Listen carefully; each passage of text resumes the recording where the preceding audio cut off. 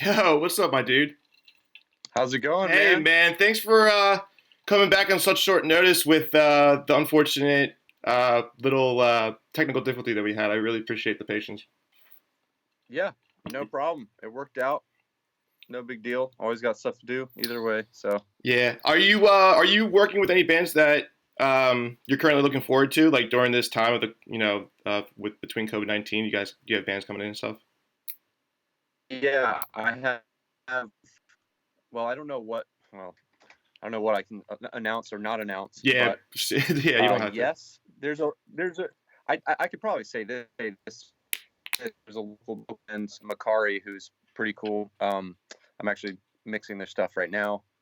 Uh, and there's some other stuff, let's see, that I can't talk about. And then there's actually some pop kind of stuff that's coming out. It's a smaller project, but that's going to be fun to uh, to work on. And uh, I'm starting to manage Neil Westfall from A Day to Remember as a producer. Hey, congratulations! And That's pretty sweet. yeah, and we did a trial project, and he did a great job. And I'm going to be mixing that. So that's gonna be pretty exciting. So hopefully there'll be a lot more of that once things go a little bit back to normal. Yeah. Do you still like kind of work on your solo project with Rosemary Glass with your brother? Like, is Yes. that still a thing? Yeah. Well, no, my brother, me and my brother wrote a song. We're actually in the middle of writing it right now, but Fuck yeah, dude. it was kind of fun because we haven't written music together since, I don't know, 2003. Hmm. He started into doing video stuff. He did some he just randomly showed me he did some Firestone tire commercial that was Hmm. like very, very good. I was like, you did this, really? Um, but it's cool to see that, see him do that, and he's moved here now, so we can actually work on some stuff. But yes, I'm working on my own stuff. I'm gonna try to put out like an instrumental EP first, Hmm. because I think that'll be songs are pretty cool and stuff. But then I have a full length of songs where it's like vocals and singing and stuff. Um, I think it's probably more exciting that way. Coming out Yeah, with instrumental later is like, not as exciting. I But feel I feel until you have that like hype. Like I think like a couple bands such as Periphery and Dance Gavin Dance did it with some of their more prominent albums. But was that the fork in the road with you and your brother? Like you just went to do producing and engineering, and then he just kind of like did his own thing musically, like around no, that the time. fork in no, the fork in the road was for me college. I went to do graphic design. Hmm. I quit music. Uh, I had recorded quite a number of bands already, and I thought, straight out of high school, and you're like, all right, I had a full scholarship, so I was like, I'll go, I don't know, do graphic design, I guess. I had no idea what I was going to do with my life. Hmm. I wasn't there for long, and then I was like, you know what? I'm just quitting this, and I'm doing music for the rest of my life, and that was it. It was like I cried that day when I made that choice. Fuck I was yeah. just I knew it and I felt it, and I was like, that's what I'm gonna do for my life. So But that's the I was like, passion, though. You know the risk going into yeah, it. You know what I mean? yeah. It had been going well already. Hmm. I had bands lined up. I was coming home every weekend to record bands Hmm. between here in Orlando and Ocala. So I was like, I'm just gonna do this forever. Let's go. And how did that trigger? Like, how did you make that decision? You know, when you went to college for what was it? Graphic Graphic engineering, design. graphic design. Yeah, I thought I heard Yeah, that correctly because I kind of yeah. play with No, around with that a little bit. it's weird. So my whole life, I everybody thought I was going to be an artist because not to toot my own horn, but excelled in art Fuck and yeah. had AP classes and won like competitions and stuff all the time. But Hmm. then I started recording. Obviously, you can't do that as a child. As a child, you can draw, but back in Hmm. the '90s, as a kid, you can't just. There's no easy way. It's so easy for everybody now. You can just grab your mom's iPhone and just record yourself, around with GarageBand, but Yeah, like exactly. there wasn't anything like that. So I just figured I would do art. But then once I started recording, I was like, you know what? I actually feel passionately about this, but I didn't feel that way about art. So I was like, yeah, I'm gonna just do this. And That's when I fucking was in cool. school, for graphic design, um, that I was getting my own clients as a graphic designer Hmm. to make money as well. And I was like, I'm not gonna work for some schmuck doing graphic design. I'm gonna start my own company. I was like, I Mhm. already started a company. I already started the Wade Studio. Yeah, you Now started recording what? bands. Yeah, Fuck. I'm like, I'm basically starting over. And like, why? So I think it was to, I was trying to like please my parents. Mhm. It's tough when you're younger. You don't know. You don't have that confidence in life as to what you should do. No, but it's a logical decision you Yeah. made. I mean, it's just one of those things that if you continue to know what you want to focus on, like that's gonna just make you happy. But you know that it's gonna eventually strive to better things. Like obviously, the multi-platinum records that you put out there and shit. So it's like one of those things that like you just knew right away. I'm gonna do this. That's it. But like you also were kind of pleasing your parents too at the same time, which is really humble of you. So I mean, like Yeah. you know. Now, don't get me wrong. They were incredibly supportive Hmm. by allowing me to record bands in the house. Like we would clear the couch out on the weekends to put the drums in the living room. Hmm. Oh And fuck yeah. it was a definitely a pain in the ass for them. Definitely. Yeah, they know too.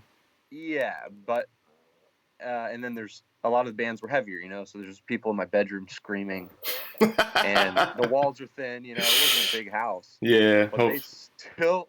they still let me do it. Yeah. They've always been very supportive of all that stuff. So No, that's great because like I played the loudest instrument in the world, which is fucking drums. So I know yeah, as soon as I got them on Christmas when I was like 13 years old, my dad was probably like, "Are you fucking kidding me?" Out of all the yeah, instruments, you can't even be quiet with this shit. So I know. it's nice, but I've had so many great experiences. Um, I cannot say I didn't have a great career. I mean, I'm still in the music industry as well as an underground artist, but I thoroughly enjoyed it, and I don't think I'm going to stop anytime soon.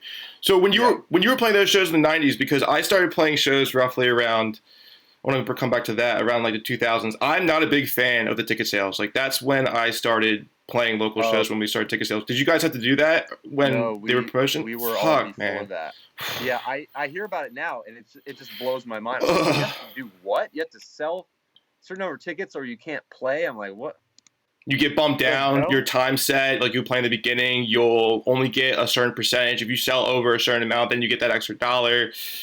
You're not helping Right. anybody at all. I mean, I think there's a better solution for it, but it's fucking ridiculous how they're going about it right now. But there's nothing I can do. You know what I mean? So, Yeah. there's got to be a different way of going about it. Yeah. It's so weird. Yeah, But I what'd you do get? like what House of Blues does is they just give everybody a handful of tickets, and all the bands. They're like, all right, give these out to all the people that you want to come for free. Mm, And then every ticket that when they scan it, because each band has their own separate barcode or whatever, mm. I think they get $1 for like every ticket that comes through the door. Okay, that's So pretty they smart. don't have to sell anything. They just have to give away a bunch of tickets and try to get a bunch of people to come for free, and then they get paid. Hmm. I like that. I like that too. That's nice. Yeah, Yeah. some of these bands shouldn't have to worry about the money. I mean, well, I don't think they do, but it's one of those things that if I have to make an obligation to sell, let's say X amount of tickets, 50, to be a co-headliner, or it's in competition of whoever sells the most tickets, which then people just start buying their own tickets if they have money or full-time jobs. I'm not looking for the money aspect. I'm looking to play an opportunity for a show at a venue. But I like how the House of Blues is going about that. I just think that the promoters Yeah. need to get paid. They need to eat too. Right. The live engineer. It's different now. And what I like seeing bands doing now, especially the bigger acts, bands who are already successful, they're starting to kind of look into not only their local scene, if it's in their hometown, but if they take interest with a band that has a little bit of underground momentum, they're going to put them on a tour for Right. like a week or so, like something that will give them a little bit of a boost to get them out there. Like I think there's a hardcore band called post-hardcore band called Limbs. They recorded with Bo from Seosin, and I think they toured with Dance Gavin Dance. Not like for too long. Maybe they did. Don't quote me on this, but that helps. That fuels the community. So hopefully we see more Definitely. of that.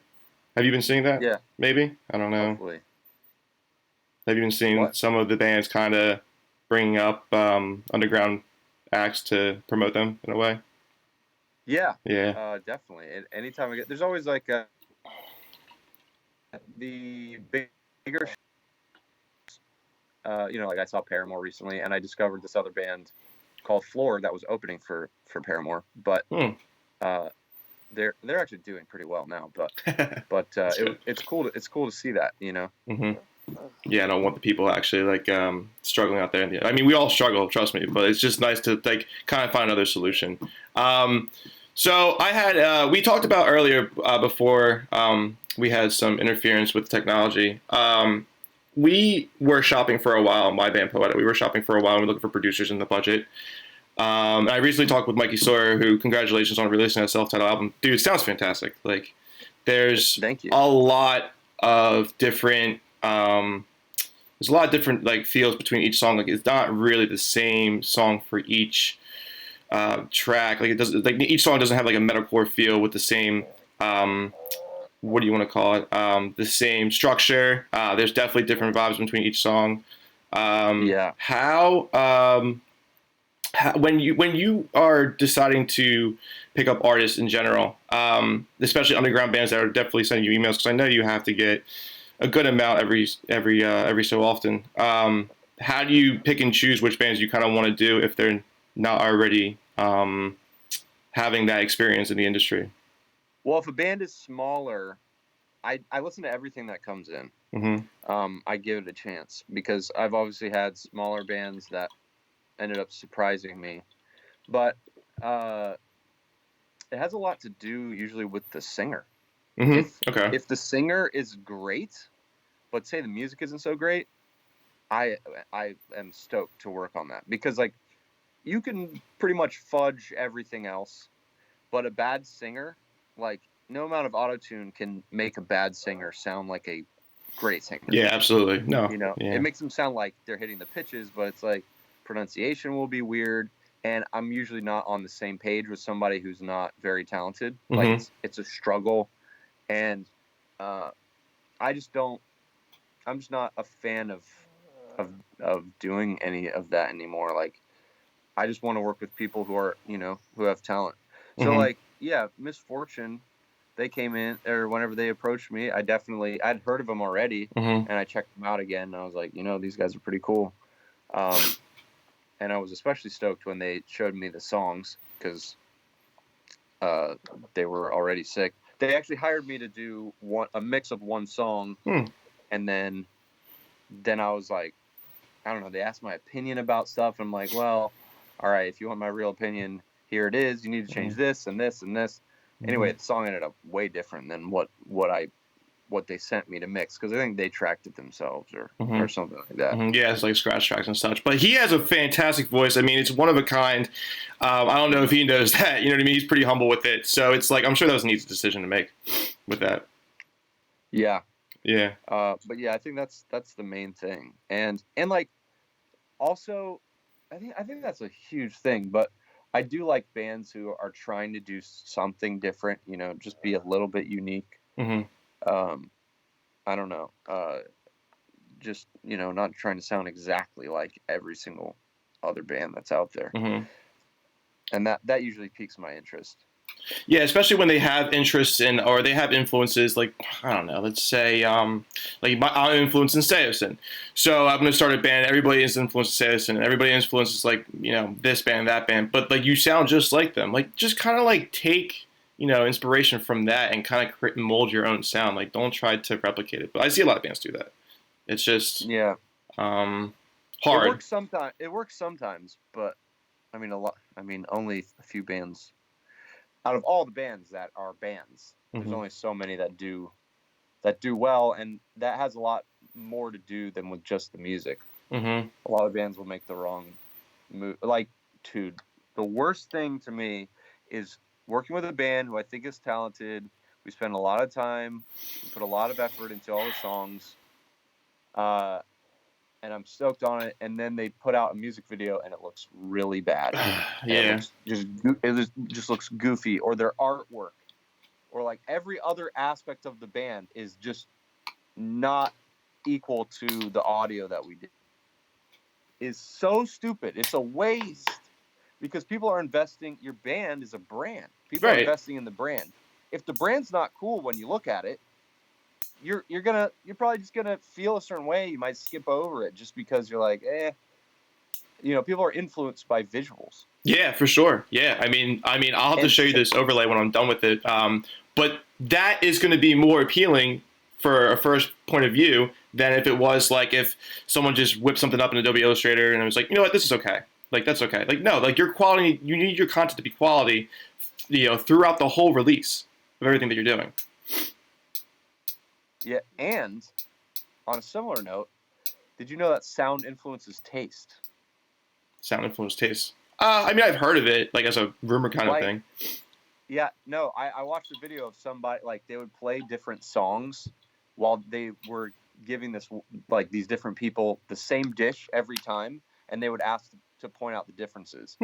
And depending on what they played, it would influence the way they perceive the taste. So I think the same thing goes with artwork and the visual and the audio. There's been so many times where, and I know that for a fact, because there's been so many times where I'll watch a song that has a really awesome video and I'll like the song more all of a sudden. And I mean, obviously it's kind of, it's unexplainable, but it is also explainable. Right, it's appealing. If I watch a video for a song that I really like and the video is bad, I'm just like, I'm just never going to watch that video. I'm just going to pretend like I never saw that video. And that has definitely happened as well. Yeah, and that's like just like when you see bands live too, that same thing happens. I've had people say, "Yo, I'm never listening to this band again. They were so bad live." So it's really important for people to focus on that. Now that with listeners being basically ADHD at this point with streaming services, like you have to engage them on those first, not even 15 seconds, 10 seconds, and if you can't get that attention right away, it's already gone. Intros. If you're playing the chorus right away, I think we have an intro in one of our songs, but we played a chorus 3 times. We never ever thought we were going to do that, but I mean, if it's catchy, we just keep putting it out there. But that's what people. There's so much content out there. You have to really engage and capture their visual or their audio, or else you're kind of shit out of luck. Basically, I don't know what to tell them. Yeah, I really don't. Yeah, the beginning of a song is important. We tried to make sure the beginning of a lot of those, or most of the Misfortune songs on that album, just start in a interesting way where you're like, what is this? I got to keep listening to this, especially because all the songs are so different. So with that album too, with No Hesitation, like I put the album on repeat for a little bit. So that intro, like without even, I think it was subliminal with the way I felt this, but like when I heard that intro, like that rev up of like a horn of that sound, like it felt like I was going up a roller coaster in a sense, and it just like you fucking went down when it read it into the song in general. Like see, like that kind of stuff draws attention. But was that intentional that you guys did? I'm sure it was. You know what I mean? Like and we put it was my idea later after they left to put there's like carnival sounds at the end of that first track. Oh, that's right, yeah. And I was like, yo, this is perfect. It's fucking dope. Yeah, that shit's so good.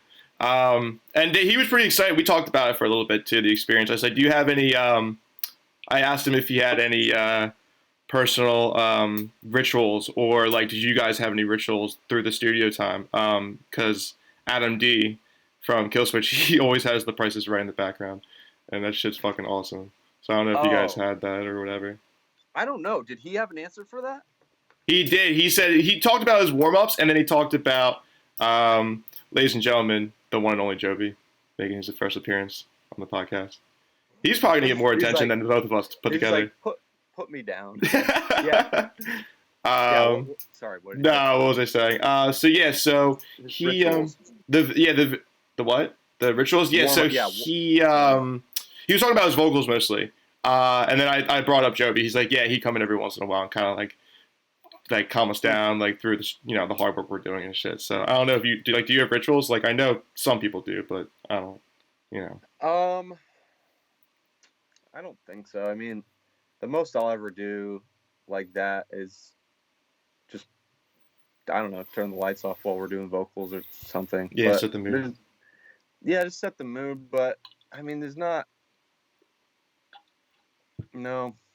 No, I'm sorry to disappoint, but I don't think I have anything like I that. don't have any rituals either. I just think when I actually saw Adam D on The Price is Right, that blew my mind because the reason why I knew that is Oh, because I that's right. saw a That's right. Prada interview. I saw a Devil Wears Prada like documentary where they were going through Dead Throne. So dude, I was fucking dying. That dude. If I ever get a chance to talk to that dude, I probably wouldn't be able to stop laughing. He's just so fucking funny. Yeah. So it's just one of those things. Do you have any ideas of maybe you would, as a producer, you've been working with rock and metal so long. Like, I was always curious if you ever would like lean towards different genres and as such, or Yeah, yeah. I have. People just don't really know about it. There's one YouTuber I did. I've actually done about 3 pretty decent sized YouTubers. This one guy named Thomas Sanders. I don't know if you've heard of him. Mm-mm. He's the guy that's like, he'll go story time, and he'll go up to like a stranger and narrate their life as they're doing something. Mm-hmm. I don't know. I'll have to check it out. Anyway, he has a massive following. I did a musical for him. They did like a ultimate story time. That's what it was, and they go. I don't know, but it was like a Broadway type musical. No shit. That's pretty Yeah, cool.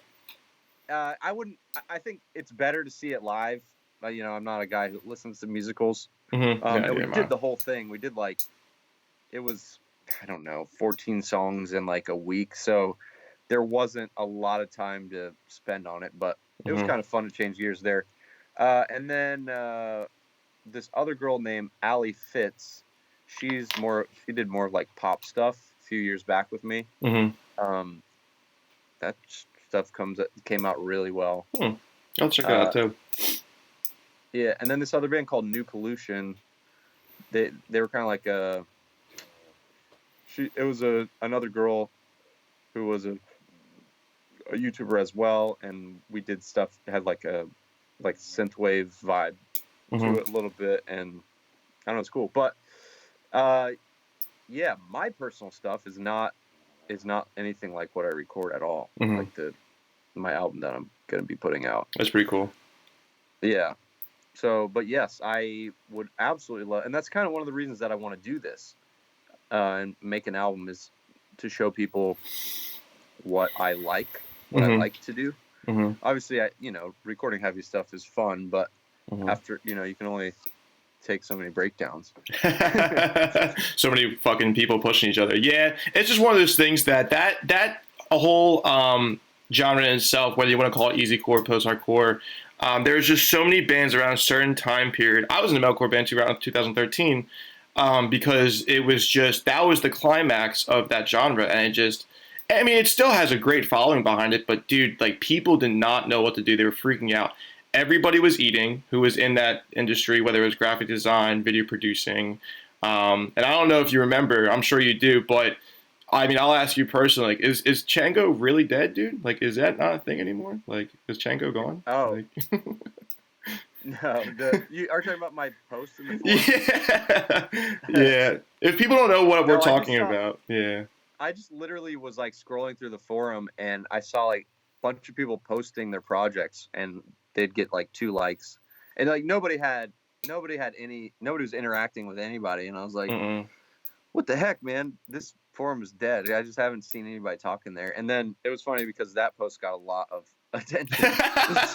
Maybe you like revived it. You gave him CPR, and maybe it'll come back for a little bit. I don't know. Cameron Love that dude. Mizell commented on it too. And he's like, I don't remember what he said, but I think he mentioned some other forum he started. But I was like, I'm just trolling like I always do online. I'm just always trying to stir the pot. Yeah, for those of you who don't know what Chango is, Chango was a forum or it's a group on Facebook for Cameron Mitchell, the producer, engineer as well. That was a community based solely around graphic designers, video editors and producers, lyric video content creators. And when metalcore was at its peak, holy shit, like everybody was eating it. I was super stoked for everybody. Like, you can just post one little thing in there and like everybody is kind of working together. Go with this guy, go with this guy. That's, I think, the only time I really see engagement nowadays is if I just say, hey, I need a lyric video, tag whoever, or tag yourself, whatever, and then I Yeah. get a lot of attention for it. But other than that, I don't think the conversation's really there anymore. I miss those days. Fuck. Yeah. I get Yeah. a lot of people engaging just on my own posts on Facebook, which is cool. Yeah, but you're an interesting person, I think. So I mean, people kind of want Thank you. to take the time. No, I'm just fucking around. Yeah, and like a day to remember, they kind of like also brought out the easy core kind of genre too. Like when you worked with them, you didn't work with them for those who've had heart. You, if I'm not mistaken, you worked with them with the album before in Homesick, right? I think. Well, yeah, I did work with them on For Those Who Have Heart as well. Oh, okay. I wrote and did pre-production for them on that album. Mm-hmm. And then, I also did Homesick, and then an album before For Those Who Have Heart, and then like an EP before that, Mm-hmm. and also did What Separates Me From You, and still worked on Bad Vibrations, though I didn't track with them. Mm-hmm. And then, is there an album I'm missing? But Common Courtesy. Yeah. That was a lot of my writing and stuff on that. Did that affect you when they were going through that process with the label? Did that affect you at all financially or legally or? Being tied up in the studio for like a year working on an album, that did affect me financially because I had to keep turning people down over and over and over all throughout the year. And Fucking then bullshit. Eventually there was like a lull for like 6 months or something where I just wasn't doing anything. And I even warned, I'm like, I don't think I can just not put out any work, guys, for this long, because the reason that people ever come in is they'll hear something new I did and be stoked, even if it's a local band. Right, You know, exactly. they have friends in their local scene. They're like, oh wow, you went to Andrew Wade, okay, cool. And several bands will hit me up just from like small bands that don't even do anything. Mm-hmm. So when that stops and I'm rejecting everybody the whole time, you know, nobody comes in and nobody can come in. Yeah, that was definitely my worst year. Yeah, sorry about that. That's bullshit. No, financially. I was curious because in the last like probably years. like year or so. No, because like I think it's when it happened, it's like everybody's feeling bad for the guys in the band, which I'm totally on the fucking same page. But the problem is like as soon as like I heard the news, I was like, everybody's being affected by this. It's not just them. Like, it's definitely Andrew. It's definitely probably their booking agents, or if it was through the label or not, their management. Like, nobody's getting a good opportunity out of this. Like, it's just kind of going to affect them.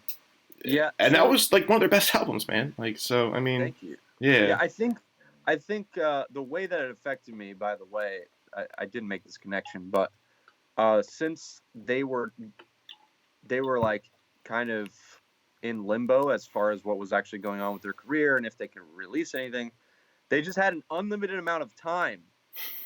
That was the problem. Yeah, and exactly. So we just kept recording and changing, recording, rewriting, and like that's what happened during that time, and that's why it ended up like that. I don't think it would have been like that if they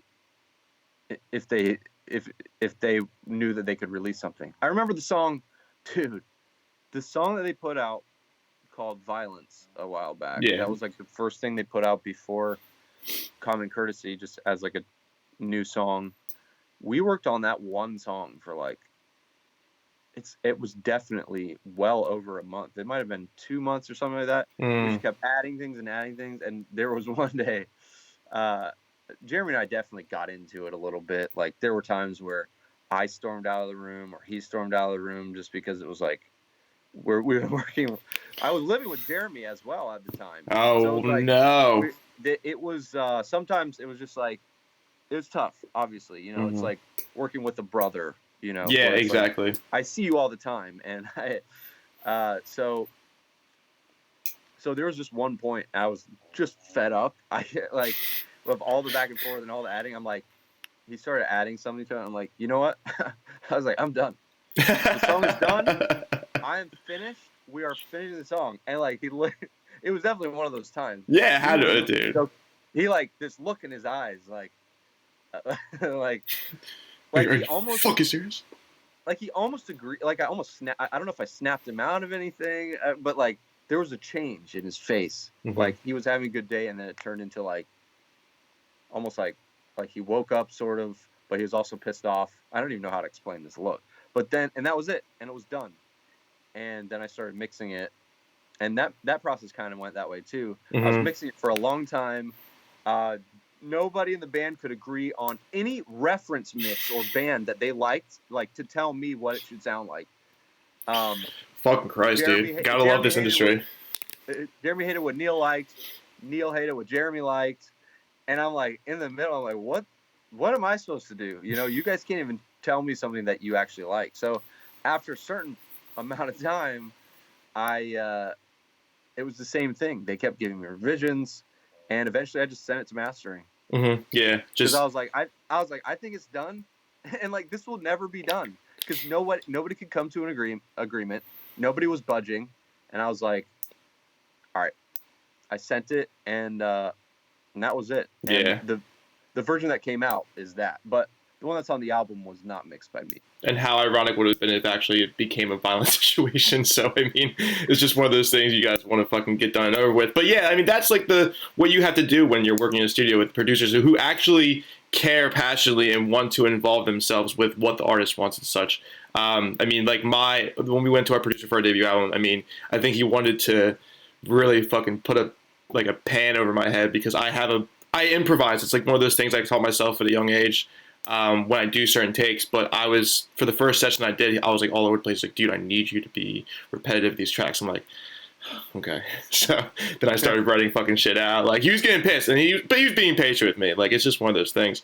But yeah, Common Courtesy was one of the fucking best. I still listen to that album all the time. But they changed, or not they changed, actually, I don't know. I take that back. They did kind of change the industry a little bit with involving pop punk and metal, bring out the different sound, which is good. And like that was right in your backyard. So like, did you have an idea with who they were when you first started working with them, or was it just like we had straw luck? No, we had played shows a bunch together in Ocala. They opened up for us at my band's CD release show whenever we put our CD out way back in the day. And it's crazy to see how far they've come. Yeah, they're fucking killing it, dude. I mean, that freedom that they got after, the judge said that they're allowed to release the album. I mean, that just probably was such a huge weight off their shoulders. And now they're signed to Fueled by Ramen. Congratulations to them. And they've released a new single, which sounds fucking good, dude. I mean, it's like, I love how they kind of like take a step back and like not make it so heavy. But it's a very refreshing song coming from them, for sure. Yeah, I love that song. It's funny seeing like so many people that are just like, I like it, but I wish it was heavier. And then you look on like their top songs on Spotify, and the majority of the songs that are their most popular songs are not heavy. So it's just like the smaller, like the part of their fan base that is concerned about that is definitely smaller, but they're the only ones that are complaining as well. Yeah, exactly. Of course. Like nobody goes on the heavy songs and goes, I like the song, but I wish it was softer. It's just like a certain kind of person. You know what I mean? Yeah. The I don't know, the angry fan. You can't please everybody. Yeah, I want to hear that fucking breakdown. I want heavy. I want to put my head through a wall. You can't please everybody. I mean, especially when you have a variety like that, like when Misfortune had that variety. Like there's like Exit Strategy, dude. Fuck, like in your face, aggressive. Then you got Do It for the Gram. A little laid back, fucking chill. Right. Yeah, you can't please everybody. That's not your fault, the band's fault. Like, fans are just picky. Trust me, I already gotten some comments, like, on, like, you shouldn't be doing this, you shouldn't be doing that. I'm like, I don't give a fuck. I'm gonna do it. Yeah. I'm gonna fucking do what I want to do. Yeah. Like, it is good to kind of get a gauge for what your fans are into and not, but, like, those comments should never set anyone back. So for instance, when it does matter is if you look at one of your videos and you only have like 10% likes and then 90% dislikes. Wow. That, you know what I mean? If you have something come out like that, it's pretty self-explanatory. Then maybe you should refrain from whatever you did or whatever everybody's complaining about. And I've seen that happen to bands, and it's just like, yeah, so you probably don't need to do any more of this thing.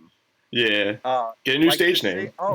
Dude, like the singer of what's that one band that just did the cover of Oh, Puddle of Nirvana. Mud, dude. Jesus Yeah, that Christ. video is a great example. So they could probably not do another Nirvana cover and be fine.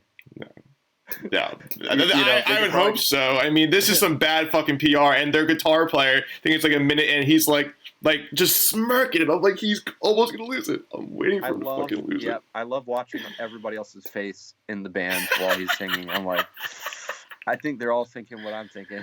Oh, dude, they're getting this. Drummer's just keeping his head down, just oh boy, playing the bongos. Who the fuck thought of this idea? Like, it happens. I haven't. Like, has no grit to it. Like I think he's. I listen. Like, whatever. They're trying, but that shit fucking blew my mind. I mean, that's like, oh my god, that's just like, I think he was probably the only one in the band that made that decision, and they were like, sure. They probably didn't rehearse it and just trusted him. I mean, I haven't heard Puddle of Mud's name in years, so to come up like that on like and resurface, I was like, fuck, yeah, you kidding me?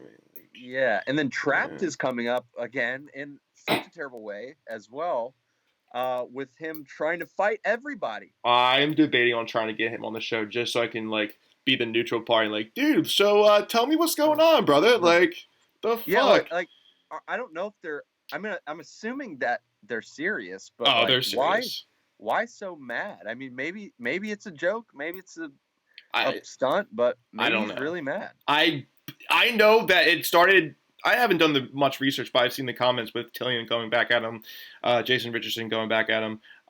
He definitely said something, triggered somebody, and then it was just a fucking like a tsunami because he probably like picked out like a whole part of the industry which is underground. And the one thing that I thought was the funniest was Luke Holland retweeted it. He was like, he said he could if he had to play a guitar battle or whatever with Jason Richardson, he'd probably kick his ass. I'm like, do you even fucking know who this guy is? Like, he's a guitar player, like, on another fucking planet. Like, there's no way you're touching him. And Luke's like, I think I could probably fucking beat him with my fucking skill on guitar. I know. Maybe it's a PR stunt. I don't know, but it's grabbing attention. It is. Jesus. It is. It definitely is. Yeah. Bad PR. Bad PR is good PR. I've heard that plenty of times. I don't know if I believe in that, but that's just a personal opinion. Fuck. I don't know what they're gonna do with that. Yeah, they'll have to resolve that eventually. So with do you like? I don't know, cause like I feel like if I was a producer engineer, I would definitely have my favorite bands coming in. I'm sure Data remembers one of them because they're your boys. You've been with them through and through everything. They're your brothers. Yeah, well, to be honest, yeah, a Day to Remember they're at a level where things get a little more complicated. It's not the way that it used to be. Like, I'm sure you watched that Metallica documentary where they're making what is it, Saint Anger or something, and people are getting upset when you feel like, whoa, that wasn't a big deal. Like sometimes things like that might happen. Like you have to be, I don't know, things are different. There's more at stake, the stakes are very high now. Like, I was only involved in a little bit of stuff on the new record. But they did record it here with, Colin Britton and Rick Carson, who did a great job. They Colin brought all his gear here. But yeah, so actually, when Jeremy and I just work together and it's just me and him, it's pretty easy. Like when we did the Marshmallow song. Yeah, that was just fucking me cool. and Jeremy working on the vocals. Then Jeremy got with the band to kind of flesh out the band parts, but that went pretty smooth. But I think when it's like the whole entity, the whole band, and like you there's like a lot of back and forth where you have to be careful with the way you say things. And it's just because it's at a certain point. It's not that anybody's mad at anybody else, but it's like, I don't know. It's so different than a regular band. Yeah, than a smaller band. You have more tension. They're leading that industry in general with their sound. So I mean, they're basically they're like one step away from being constantly played on a radio. Like, I think that would be something pretty fucking significant. So and so actually, And dude, yeah, here's more proof of that. So when I was working with Neil on that band that I booked for him. Mm-hmm. Anytime I'm hanging out with Neil or doing anything, it's really simple and easy, and there's nothing difficult. I just had Alex track drums for one of my songs that I'm writing. That went really easy. I think it's just when everybody, because like management kind of becomes part of things. Like there's a lot of politics, kind of. Yeah. I think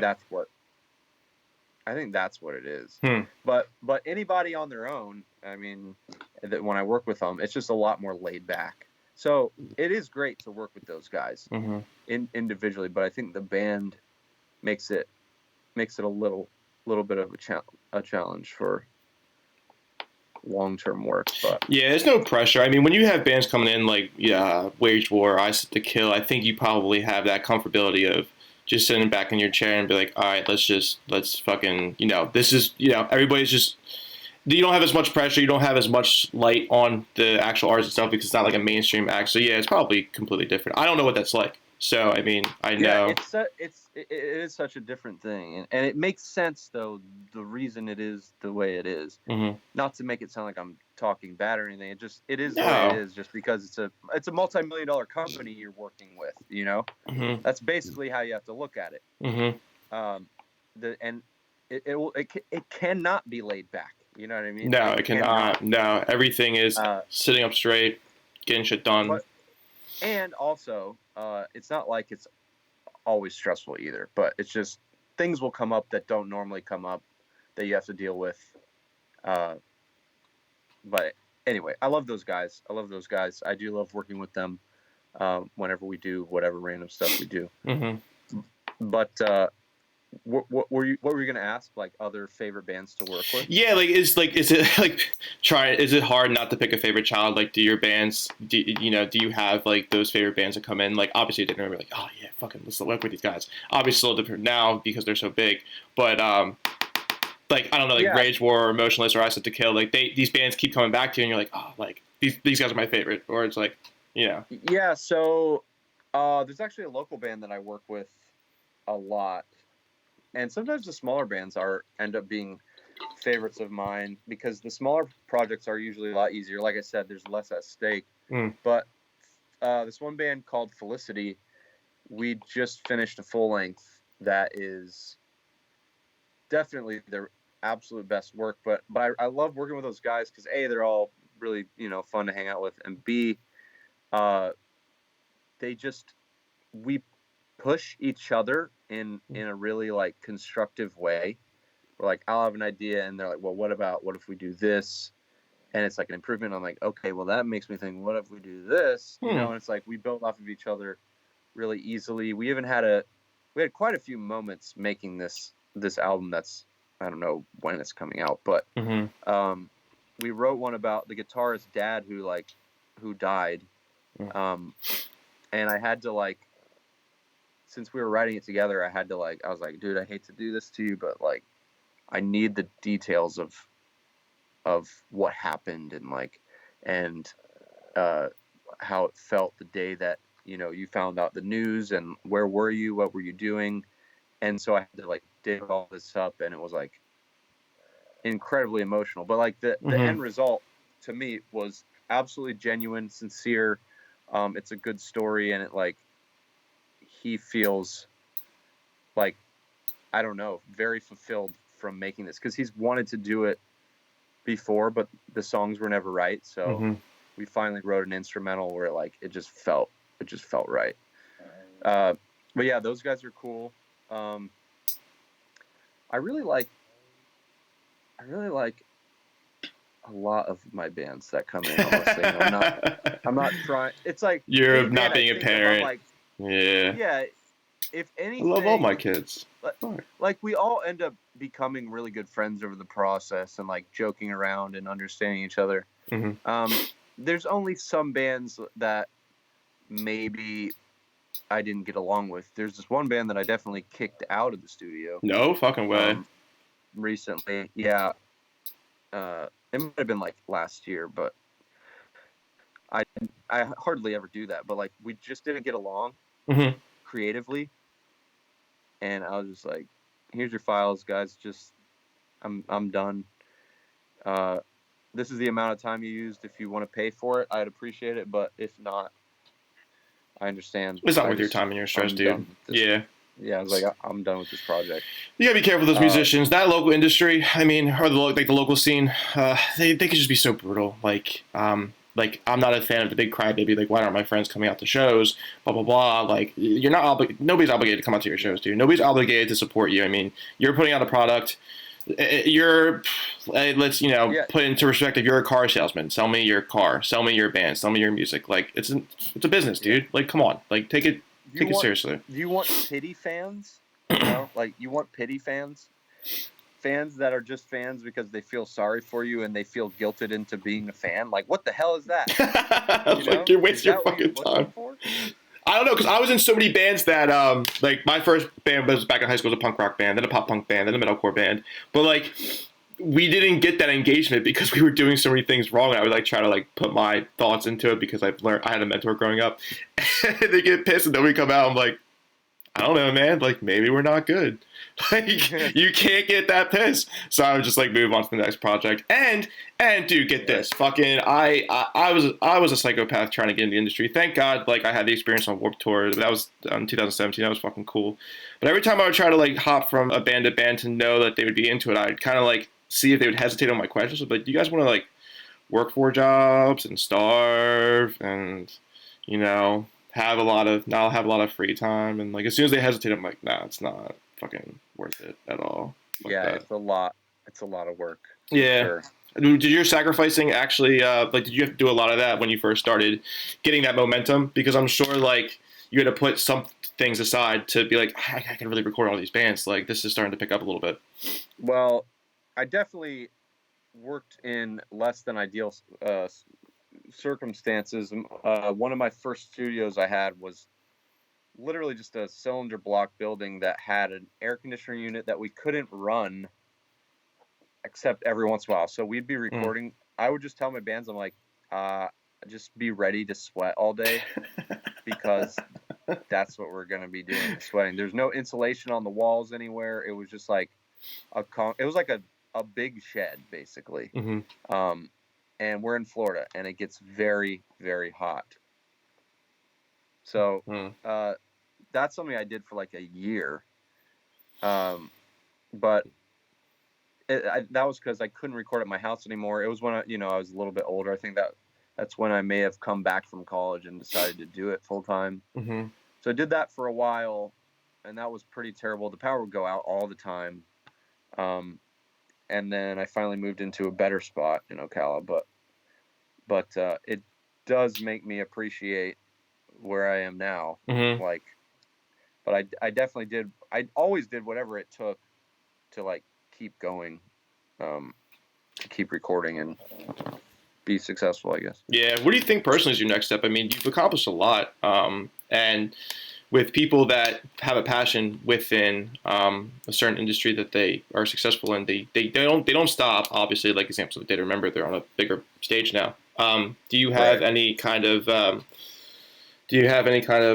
I just said it. The Yeah. any Yeah. goals or No. ambitions like what's next for you? Like, do you already have an idea of what that's like?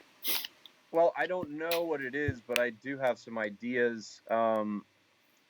And I think one of the steps in doing it is writing this album of mine to try to get fans of that kind of stuff and get Mm-hmm. more of those bands in there to kind of shift gears to a more uh, popular, more marketable genre. Mm-hmm. I'll still probably do heavy stuff every once in a while, but I'm trying to shift gears there to hopefully work with bigger artists.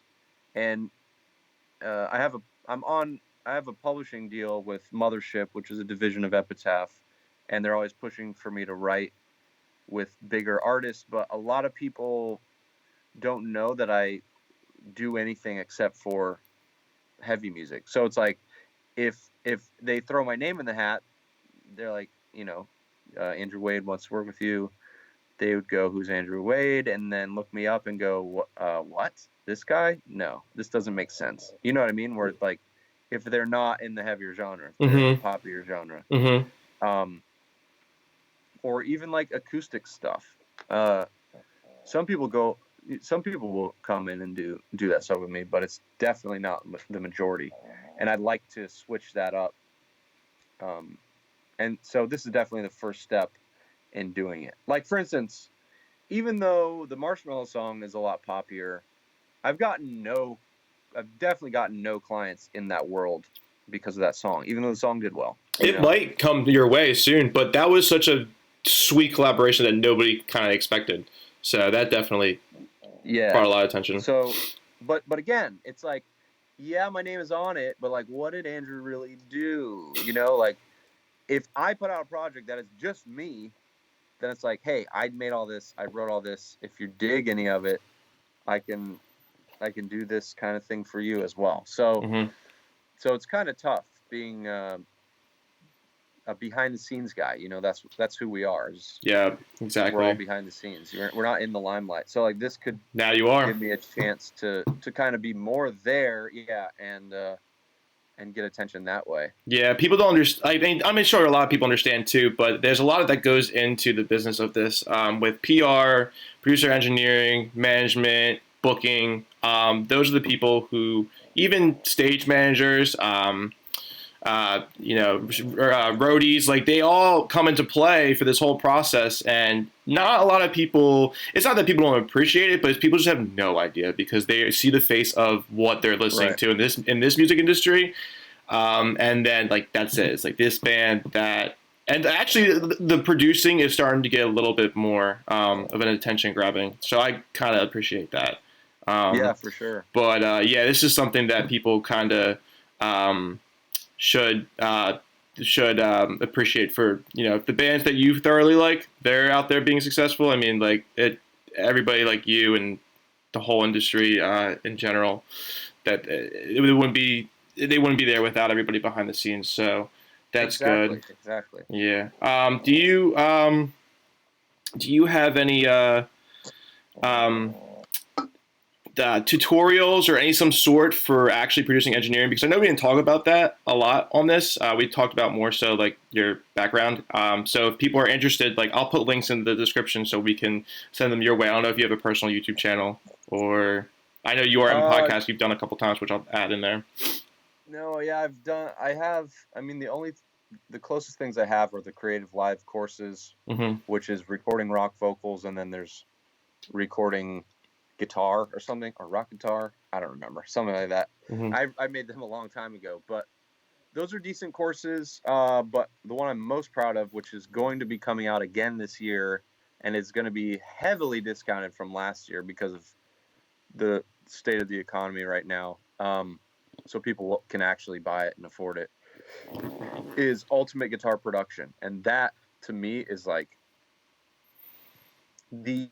I mean, it's in the title, but it's literally the ultimate guitar class that you can probably buy in the world. Fuck yeah, absolutely. It has so much information about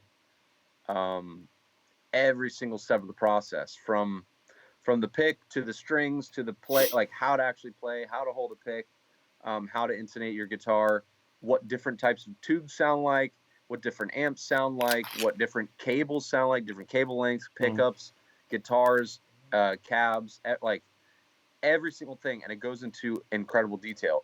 Converters, interfaces, plugins, it goes into so much, tons of editing tricks in there, and like workarounds if you don't have certain gear and you're running into a problem, like how to get around that stuff. So that to me is like, I learned so much just making the course. Yeah, absolutely. Because we did tests that, nobody wants to come into the studio and spend hours on these meticulous tests, like, are you going to test every cable you have in the studio and then decide, and then are you going to test every brand of string that you can buy, and then are you going to, like, you don't have time to do that. No, so we never. did that all for you.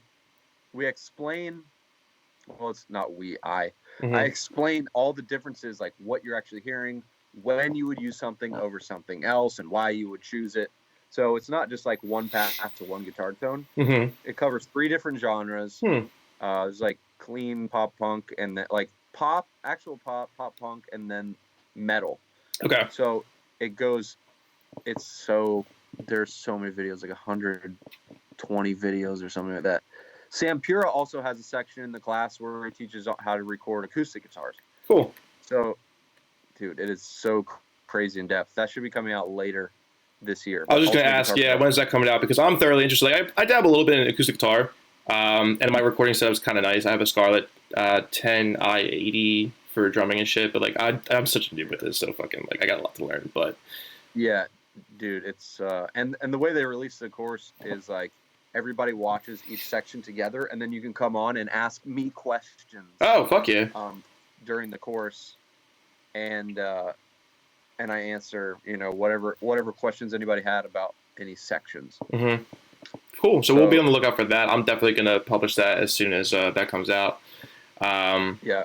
And how long have you been working on that project for? Did you guys just come up with that idea like a couple of years ago, or it's like? Well, that's URM. That is URM. Okay. Project.